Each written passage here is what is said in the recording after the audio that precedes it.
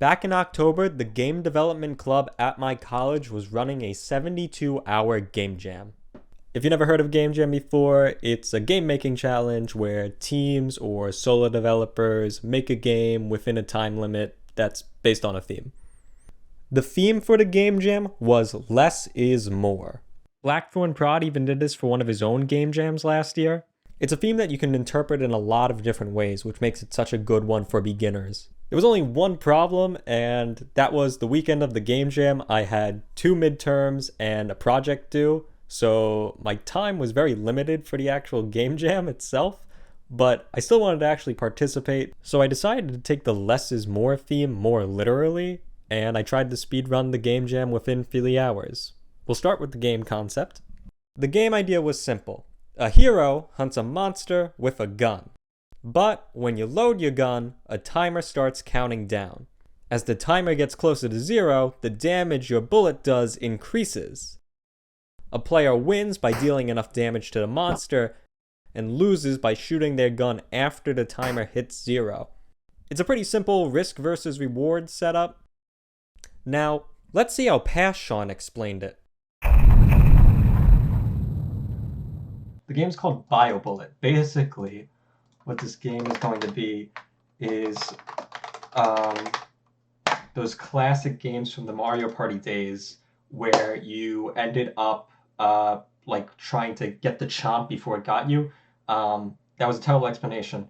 Visual Studio, please open up. Basically, you know those games where it has a timer and the timer fades after a second, and then you have to press a button when you think it's about to go over, but it doesn't go over? It's going to be one of those games.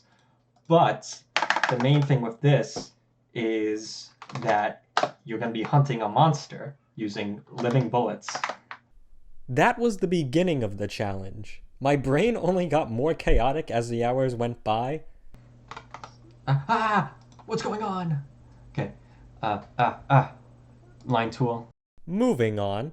So right after setting up the Unity project, I went into Sprite to make the 4 sprites needed for the game.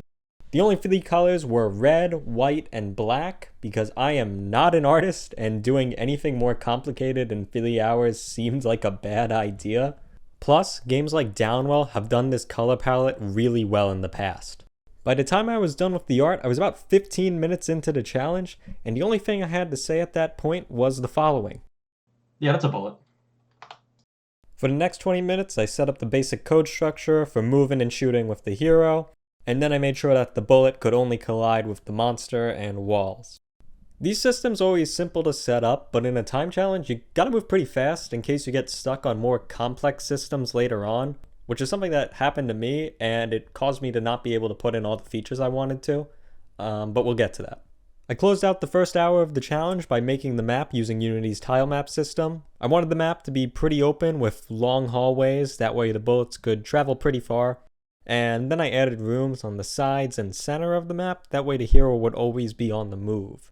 Players would have to move to the monster's location using their hands, while keeping track of the timer using their heads. So I really liked kind of how this interaction worked. The second hour was not as productive as the first. I ended up spending about 45 minutes trying to figure out a damage formula for the bullet as the time got lower. I tried to use a parabola and Desmos and it didn't work at all. What finally worked for me though was dividing the time remaining by the set time and then using Unity's animation curve.evaluate function to get our value. Feeling more motivated, I moved on to implementing the timer mechanic. For the font, I used the same custom pixel font that I made for my Fire Emblem remake.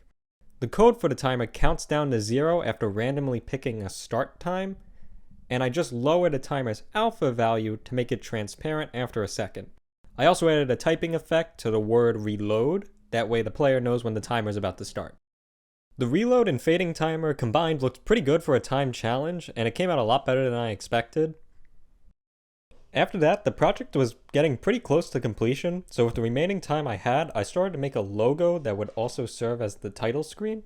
I was a huge fan of how the title looked on a black background, and it was only after the challenge ended that I realized that the I in bio looks more like an A with the bullet in its place. So, whoops.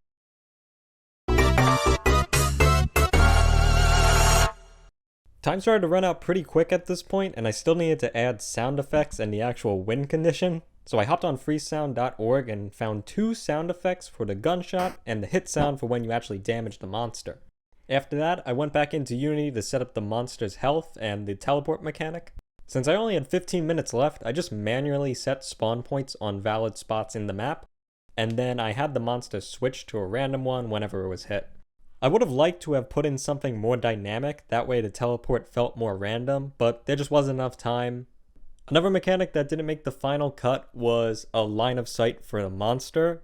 Basically, it would have rotated, and if it saw the player, it would have teleported in the same way that it does when you actually hit it. But, like I said, there was no time, and less is more apparently. Thankfully, the export process was pretty painless, and I was able to get the game up on itch in time, and with that, we were officially done with the actual project. Here's a quick look at the gameplay. It's a very simple minigame at the end of the day. You can beat it in a couple minutes or a minute if you're really good at the game. The minimum amount of bullets that it takes to kill the monster is 2, but of course that requires you to time your bullets basically perfectly. I've only been able to do it in 3 bullets, but anyone that can get it in 2, definitely let me know.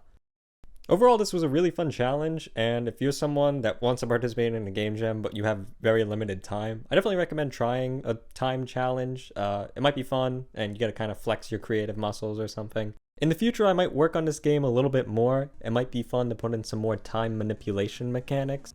But for now, if you want, you can play it on itch. The link is in the description. And thanks for watching. Bye.